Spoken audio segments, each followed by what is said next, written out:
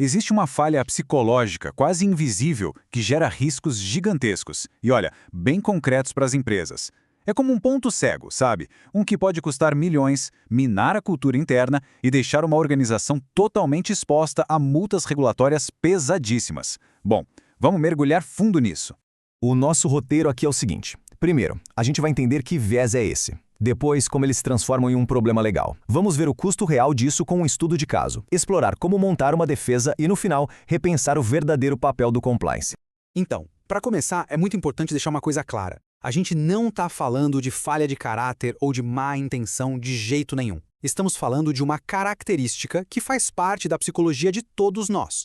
Essa tendência de dar mais valor àquilo que confirma o que a gente já pensa, será que isso é algo universal? A resposta sem rodeios é sim. E isso não é só uma opinião, é ciência. Quem provou isso foi ninguém menos que Daniel Kahneman, um vencedor do Prêmio Nobel.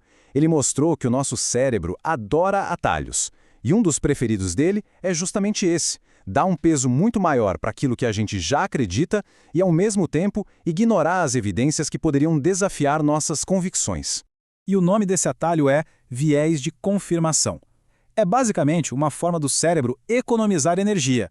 O problema é que, no mundo corporativo, essa economia pode sair muito, mas muito cara. Certo? Agora vamos conectar as duas pontas. Como é que esse atalho mental, essa coisinha que acontece dentro da nossa cabeça, se transforma num risco jurídico e financeiro real para as empresas, especialmente quando o assunto é compliance e privacidade de dados? O caminho é perigosamente simples. Começa com o viés, que é universal, como a gente viu. Isso leva a investigações internas que são, na melhor das hipóteses, falhas, e na pior, totalmente tendenciosas. E o resultado disso? Uma responsabilidade legal que cresce de forma exponencial. Na prática, o que acontece? Um DPO, mesmo sendo um ótimo profissional, pode ser influenciado pelo viés e acabar subestimando os riscos num relatório de impacto. Ou então um gestor que acredita piamente que, na minha equipe, isso não acontece, ignora uma denúncia que deveria ser investigada com total imparcialidade, como manda a norma ISO 37301. Isso cria um efeito dominó de falhas que acabam violando a LGPD. E a conta chega. As consequências financeiras são bem sérias. A Lei Geral de Proteção de Dados, nossa LGPD, prevê multas que podem chegar a 2% do faturamento total da empresa no Brasil.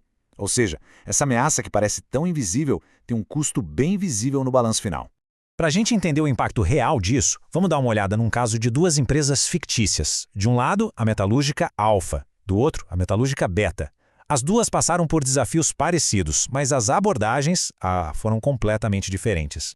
Agora, o que realmente salta aos olhos aqui é o contraste. A Alfa, o que ela fez? Ela implementou processos para neutralizar o viés, usou checklists, buscou múltiplas fontes nas investigações. Já a Beta deixou a liderança confirmar as próprias crenças, sabe? Ignorando problemas que estavam bem na cara de todo mundo. O resultado? 0 multas para a Alfa e um passivo de 5 milhões de reais para a Beta. A diferença é gritante. E o custo não é só no bolso. Olhando este gráfico, a gente vê o custo humano. A cultura de fachada da Beta, que era alimentada pelo viés, resultou numa retenção de só 65% dos funcionários. Enquanto isso, a Alfa, com o compliance maduro, segurou 92% dos seus talentos. É simples. As pessoas não querem ficar num lugar onde a justiça parece ser só uma ilusão.